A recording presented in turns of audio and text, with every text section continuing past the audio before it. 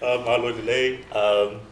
I just got two quick apologies to make. I just clicked maybe an hour ago that I'm not really talking about international law too much, so I don't mean to disrespect the kaupapa that's here today. And also I'm just going to read off my laptop just a little bit. I'm Samoan, so when I hear 10 minutes, I hear 2 hours, so I'm going to have to read this pretty to the gun.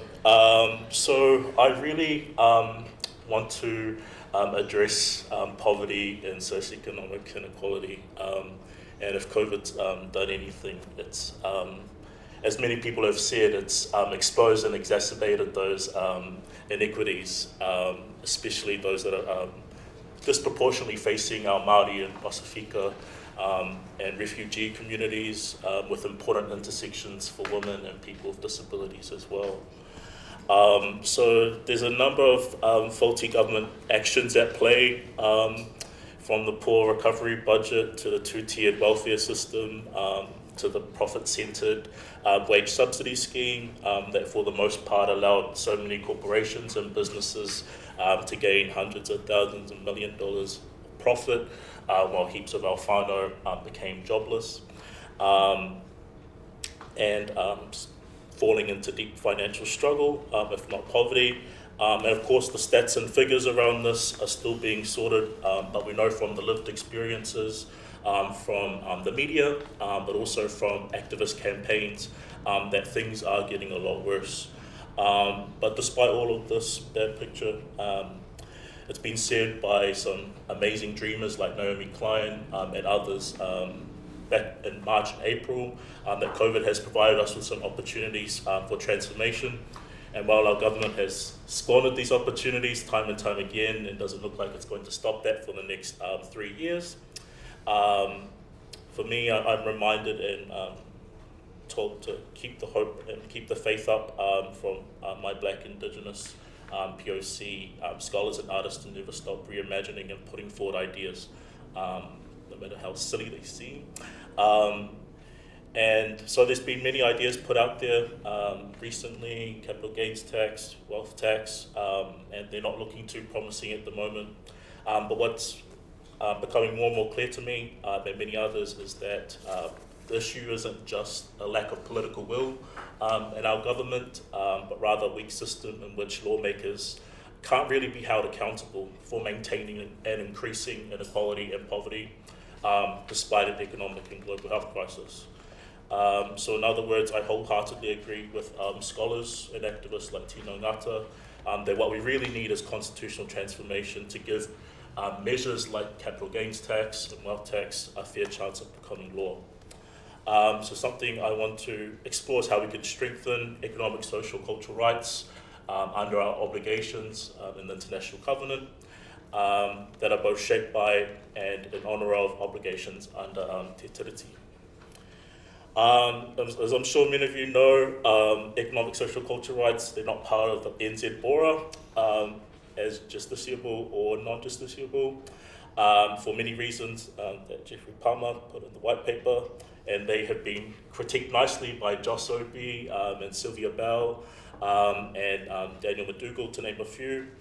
And so what I'm wanting to do in my further research and trying to address poverty that's really becoming more and more an issue for my communities with COVID in and out of lockdown is to kind of revisit these questions, these hard questions about whether we can actually include them in NZ Board. I'm aware that there's a Maitike Mai conference next year, so it's perfect timing. So one of the biggest obstacles in, I think, maybe people share this view, is that we shouldn't have them in NZ Bora as justiciable because matters of social policy are too complex for judges who don't have the required background or capacities to think about these issues. And McDougall, a law student in Auckland, nicely replied to this, saying that actually this is kind of redundant because judges already adjudicate in cases involving widespread social effects. such as criminal sentencing and Oranga Tamariki Act issues. And I also want to add in there that there's an arbitrary distinction between economic, social, cultural rights and civil and political rights. I feel they are both fundamental and they require each other to be held accountable, to be brought forward in courts through litigation in order to be given true meaning. I don't understand how one can kind of think that civil and political participation is somehow unrelated to someone's ability to have adequate housing and to have access to proper social security. And another critical point that Palmer, a concern that he had, is that we can't introduce economic, social, cultural rights because it's a threat to the separation of powers. We can't let these unelected judges, handle our economy and all these big questions. Am I done? Oh, okay. Well, yeah, we can't let them make these big decisions. And in one of the kind of cases which tried to kind of test the boundaries of economic, social, cultural rights, the Child Poverty Action Group case, it was made clear by the Crown that the courts need to stay away, and the court of stay away from these matters, and the court was like, yes, we do. But again, I think this distinction is arbitrary. Sorry, let me pedal back. I do kind of respect that concern. There are a lot of judges that I don't want determining a lot of things to do with the economy. But again, I guess for me as a Pacific Islander who kind of lived in financial struggle, have family today who are being laid off due to COVID-related reasons, I guess, I don't see how our legislature for the last 30 years has been any better. Things have gotten any worse, and I think that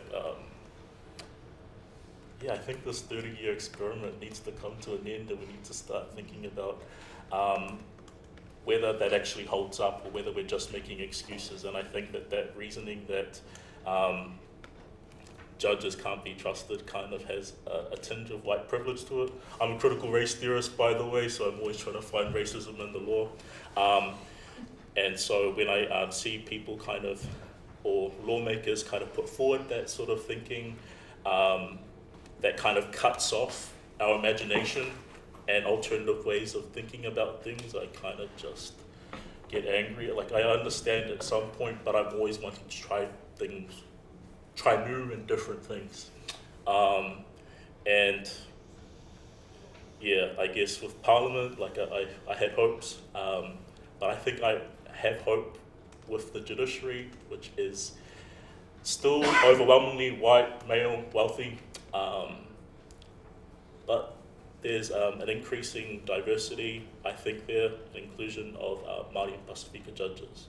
And I kind of see the potential in giving them that training to kind of understand issues of institutional racism and poverty and socioeconomic inequality, and how they can kind of use the evidence that can be put forward in litigation